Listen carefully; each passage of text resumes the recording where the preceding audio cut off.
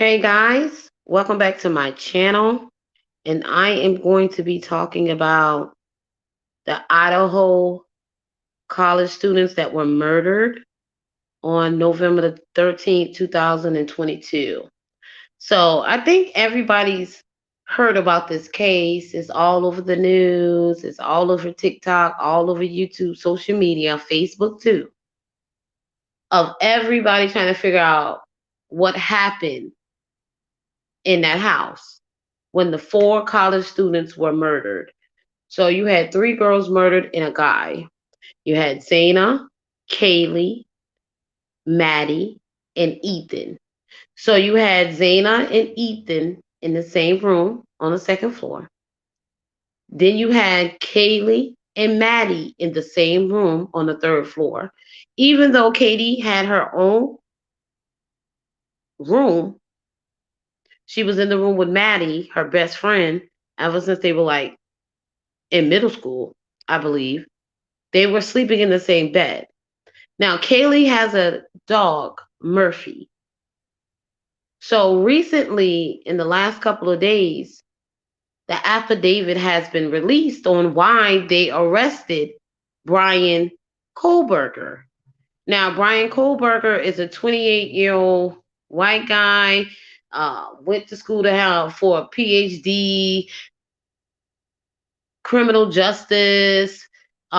Basically, he was like going to school to, do crime, forensic investigation, criminal justice, stuff like that. So I believe he had his bachelor and I believe he had his master's, and he was going for his PhD. So the police arrested him. He was going to college in Washington State. I can't think of the university right now, but it was in Washington State. That's right next door to Idaho. But he's originally from uh, Pennsylvania. I think people said Stockton, Pennsylvania, or something like that. But he's originally from Pennsylvania. So we're just going to talk about the affidavit. I'm just going to respond to what this lady said in this TikTok. If you want to know more about the background of this story, you're going to have to look it up yourself. It's not that hard. The University of Idaho college students murder, Idaho foe. It's not that hard. It's all over YouTube. It's all over social media. All over these forensic file shows and true crime. Nancy Grace. Everybody's talking about it, but we're going to talk about this affidavit because I think a lot of people are in shock how this guy was able to get into that house and murdered four people but left two roommates. And I'm doing this video for one of my subscribers. Her name is Jova. Thank you for all your support. This is for you because you like to talk about different things. You like to, keep up with different things. And I think me and you are kind of like similar when it comes to the things that we like to watch on social media. So this one is for you. This is my opinion. I believe that they said that Bryan Kohberger, the suspect, the killer, I believe he did it, came into the house around 4 a.m. All of the roommates were in the house. Now, mind you, Bryan had stalked these college students, stalked that house for at least 3 to 4 months. So he's been stalking that house since June or July of last year. And they were killed on November the 13th, 2022, that morning around 4 a.m. Now, what I don't understand is he got into that house, he's been stalking those kids. So he knew that there were a total of 5 girls that lived in that house. Now, Ethan was the boyfriend of Xana. He was basically just spending the night, pretty much wrong place at the wrong time. I never really agree with that when people say the wrong place at the wrong time. No, the criminal committed the crime. You're never at the wrong place at the wrong time. It's just that people are evil. But he knew that 5 girls live in that house.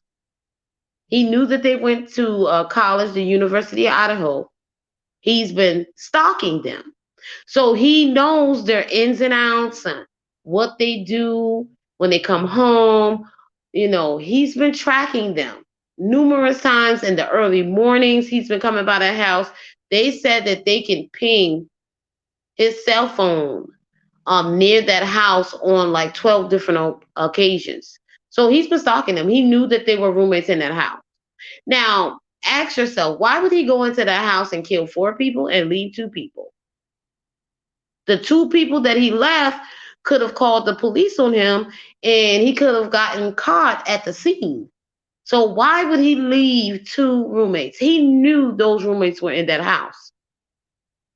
Now, I do believe that maybe he targeted Kaylee or Maddie or Xana. I do believe he was targeting them. I believe he was somewhat like an incel, like a reject. He went to college, he had all these degrees, but he was still evil. He was still evil. And there's been some reports that he used to be a heroin addict. So he was a heroin addict. Then he went to college, got his bachelor, got his master, and then he became a killer. I believe he murdered them to do some type of research about crime. And I also believe that he was stalking them maybe because of rejection. Maybe he saw them on social media and started stalking them because some of these men, these incels, they will stalk you all over social media. Okay, they'll be all over your Instagrams, they'll be all over your TikToks, your Facebooks. They'll be stalking you, stealing your photos, um, videotaping you. People are weird. Some of these people are really weird. And I do believe he was an incel. I think he was an odd guy. He didn't have any women. I don't think he was dating, and I don't think nobody was really attracted to him. To be quite honest, he looked really weird. He wasn't a handsome white guy at all. He looked like he was up to no good. He wasn't a attractive guy to me, in my opinion. His eyes, they look completely dead. He looks like a psychopath. He looks crazy, in my opinion. So I do believe he targeted 1 or 2 of those girls because I'm still trying to figure out why did he chose that house. So I believe he was stalking them from Instagram or TikTok.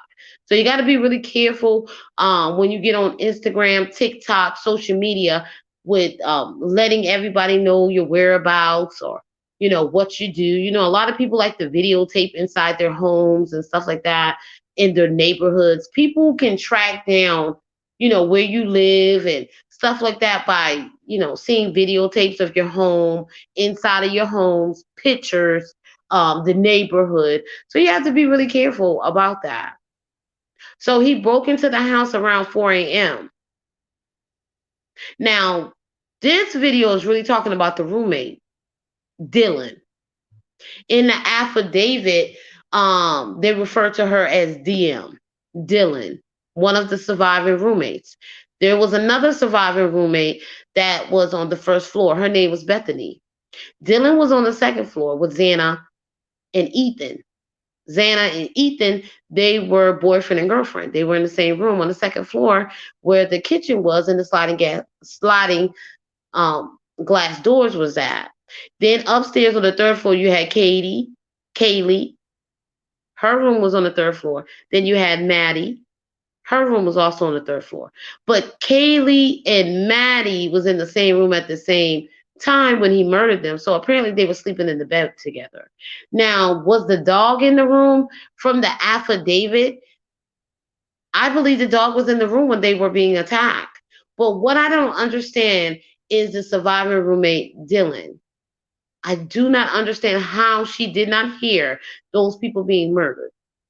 Being murdered is not like a silent crime, especially when you're being stabbed to death with a big military marine knife.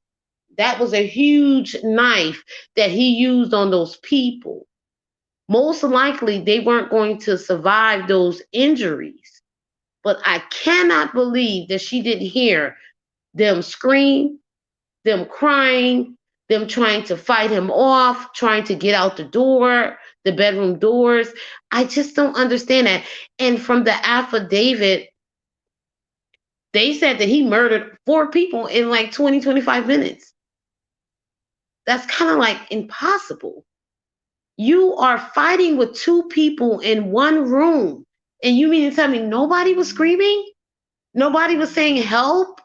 Call the police, help me, somebody's attacking me. Nobody said that. He went in a room with two people in each room. He had to start attacking one person. So the second person had to say something. Now, some people say that they were sleeping, but Xana was not sleeping. She had ordered DoorDash around 4 a.m. She had gotten DoorDash. So she was up in her room. So most likely Ethan was up in the room also. And he was a big, tall, young guy, 21 years old. And while she was being attacked, nobody was saying anything. Me personally, if I'm awake and somebody just barge in my room that I don't know, that's in all black with a mask on, the first reaction I'm going to do is scream. I scream all the time when people just pop in, just to say something to me and I wasn't expecting them to pop in the door, I'll start screaming. So they didn't scream, and this girl said in the affidavit that she didn't hear any screams. She heard the dog barking. She heard the dog barking. That's all she heard. She heard the dog barking. And she heard Zaina whimpering. She was crying. And then she heard a guy said, "It's okay, I'm going to help you." But you didn't once hear them fighting the guy back. You didn't once hear them screaming and yelling. You didn't hear any of that, and you were right there on the second floor while he was committing a murder. But you can hear them crying. You can hear the dog barking. You can even hear somebody saying something to them, a voice that you didn't recognize. And you sat in the room and you came to the door 3 times. So Dylan came to the door 3 times, looked out the door. She heard the dog barking. She looked out the door. She heard whimpering. She looked out the door, her bedroom door. Then on the third time she opened her bedroom door, she saw a stranger dressed in all black with the mask on that only you could see like the eyebrows and the eyes walking by her. She was in shock, so she just stood there. He walked right by her, went out the kitchen, and went out the glass door right there at the kitchen. And you went back into your room and locked the door. Very, very suspicious. Now, I don't know if that's all that happened that night because, sometimes the police is going to leave out a little bit and then they're going to tell you a little bit. So I don't know if that was all that happened that night, but I find it really suspicious that she came to that door 3 times and that was all you heard. And you didn't think anything was wrong. You didn't once thought about, after you see the guy going out the door in black with the mask on, to text or call your roommates to make sure they were all right. The first thing I would have did is call my roommates, text them behind a locked door and say, "Hey, who was that guy?" I understand when you live in a party house and you're in a house with numerous women, of course they're going to have men coming in and out, sneaking men in and out of the house. I understand that, but you don't think that's weird that a guy dressed in black with a mask on is in your house at 4 a.m. in the morning and you didn't call and text any of your roommates to ask them, "Is you okay?" or "Who's that guy that was in the house?" You didn't do any of that? And then you guys waited to call 911 8 hours later? 8 hours later, you called 911. So 911 came on the scene. You called 911 around about noontime, the same day, November 13th. That's 8 hours that you stayed in that house with 4 dead bodies. There's not been a report that Dylan called the 911 at 4 a.m. or 5 a.m. because there was a lot of people interviewing their neighbors. So the police got on the scene around noon. So there's no way that she called the police, because there's been a lot of true crime investigators and true crime lovers that's all into true crime. They flew down near the Idaho and they have been keeping up with this case. They've been talking to the neighbors, they've been talking to the students, they've been talking to everybody, videotaping everything. And I've seen some of the interviews with the neighbors, and all the neighbors said that the police got on the scene at noon. So Dylan didn't call the police after she saw that mass intruder in her home. She didn't call 911. She locked her door and went back in her room, and I find that really suspicious.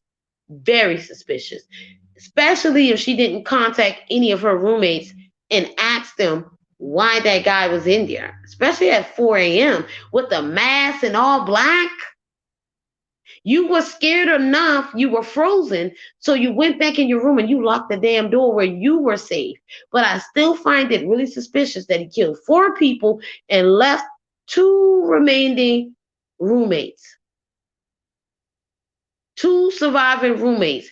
One of them was on the same floor. 2 people were murdered right there. And he never once came to your door and came in your door. I just find that really suspicious. Something is not right with this case. We're going to find out more. But I do believe that Dylan knows a little bit more than she's saying. I do believe she heard more than she's saying, because there was a camera that was on a neighbor's house that was close to their house that picked up some of the things that were going on. But you were right there and you didn't hear one scream. Nobody said help. That's suspicious. Very suspicious. But I see a lot of white women all over TikTok trying to make excuses for her. If she didn't call 911 and let 8 hours pass while those people were dying in that house, a lot of people say, oh, she was in shock. She was in shock. Listen, I've been in shock. You do not stay in shock for that long. You don't stay in shock for 8 fucking hours. Eventually, you're going to shake that shit off. And my thing is this: if you saw an intruder in there and you were scared of the guy, what make you think that he wasn't going to attack you? Usually when people are in fear of their life, or when they believe that someone's going to attack them, the first thing they're going to do is run. They're going to run for help. They're going to either run to their phone and try to call 911. They're going to run to somebody, a neighbor. They're going to run. They're going to call somebody, because if I'm in fear that somebody is in my home that does not supposed to be here, or I'm afraid that somebody's going to kill me, I'm going to get my ass to that phone. Now, I may not have survived the attack, but I'm going to get to the phone. I may not say anything, but I'm going to dial 911. I'm going to whisper something. I'm going to dial 911 and let them listen to it. And eventually they're going to say something's going on. We're going to send somebody over there. But I'm definitely not going to be locked up in a room when I see a stranger in there and I hear crying and I hear thumping and I hear a thud and I hear a dog barking over and over. And not once did she check on those people. Not once. She didn't even send, well, we don't know if she sent a text or she called their phone, but apparently she didn't, because they weren't going to be able to respond to her. So you mean to tell me you stayed in your room for 8 fucking hours? There wasn't a bed, there wasn't a bathroom in your room. So you had to get up to pee. Most people throughout the night is going to get up and use the bathroom. Now, some people may can sleep all through the night for 8 hours, 7 hours, and don't get up to use the bathroom. I'm not one of those people. I get up all the time around the same time in the morning and use the bathroom. And then I go back to sleep. So she didn't get up to use the bathroom. Even though Bryan, the suspect, has been stalking them for 3 to 4 months. He knew all those roommates were in there, and he decided to leave surviving roommates that could identify him, that probably could identify his car, Someone that could have called police and the police could have caught him soon as he was walking out the door. And he just left you behind. So what makes the two surviving roommates different than the other four that he murdered? That's really suspicious. And me personally, I believe Dylan knows more than she's saying she knows. I don't know if she knows Bryan, but I believe she knows more than she says she knows. And honestly, if she stayed in that room for 8 hours, she didn't give a damn about those people. Period. She didn't care. And then 8 hours later, then you come out of your room and you see all these people murdered. But instead of calling 911 first, you decided to call some friends over. And then y'all decided to call 911. She could have saved somebody's life. We don't know. That's a possibility. Because I'm pretty sure with that big knife, those injuries probably was not, you were not going to survive those injuries. But she could have given somebody help. Apparently somebody was still alive because they were whimpering and crying. And she did nothing. Didn't even went to the room to check. And we already know she didn't call 911 because all the neighbors said the police got over there at noon. The police didn't get over there 4 or 5 o'clock in the morning. They came over there at noon when the sun was up. The neighbors would have known if she'd called the cops around 4 or 5 a.m. They would have said the cops was over there around that time. They weren't. So she stayed in that room for 8 hours, and all of these white women are trying to come up with all these damn excuses, trying to make her into, she probably is a victim, but I believe she knows more than she says she knows. And she probably could have saved somebody's life, but we'll never know because her ass stayed in the room for 8 fucking hours. There's no way I'm going to stay in a room for 8 hours. Once I've seen an intruder or once I've seen somebody that killed somebody, I'm not staying in there. That person might come back and kill me. I'm calling the cops. So by the time that person break in my room, maybe the police will be here to save me. I'm not going to sit in there in no fucking shock. That's a lie. People don't stay in shock for that long. They may stay in shock for an hour or two, maybe 3, but eventually they're going to shake that shit off. They're going to say, what's going on? But most people that are in survival mode, the first thing they're going to do is call 911. I've seen plenty true crime stories of women being chased by their killer. And you know what they're doing while they're running? They're calling 911. One lady got murdered while she was on the phone calling 911, running away from her killer. Most people know that maybe 911 is not going to get there right then, but they're going to be on the way. And so maybe by the time they get there, you're going to be able to survive your injuries. That's people's first instincts is to call the police because nobody else is going to help you. And if you're not going to call the police, at least text a damn family member to call the cops. You can call your family member or you can text your family member to say, call 911. I'm in fear. Somebody's here. She did none of that as far as we know because the police got on the scene around noon. They were murdered between 4 a.m. to 4:30 a.m. The police arrived on the scene around noon. The 911 call was placed at 11:58 a.m. Doesn't make any sense. But people are going to say protect the victim, protect the survivor roommates, but it's highly suspicious that the other 4 was murdered and 2 survived. Highly suspicious. And that's all I have to really say about that. I have to go and I will catch you guys in the next one. Like the video. Yeah, welcome to all my new subscribers. Like the video, share the video, thumbs it up. Comment if you feel like commenting about this story. But if you don't know everything about the story, you don't know the backstory, make sure you Google, check it out on YouTube or TikTok and catch up to what's going on. They recently released an affidavit, probable affidavit, why they arrested Bryan Kohberger. So if you have to read up on it, you have to do your own research to understand exactly what I'm talking about. But people who have been following the case since day one, like myself and like Jova, we know what's going on. So that's pretty much my opinion on the case. We're not going to know anything unless until the trial, because they have a gag order on the police and on the victims and the witnesses and stuff like that. So we're not going to know pretty much anymore until the trial comes. And I think the trial is going to happen in March or April of this year, maybe something like that. So I will catch you guys later. Like the video, thumbs it up, subscribe to the channel, leave a comment, and I'll catch you in the next one. Bye bye.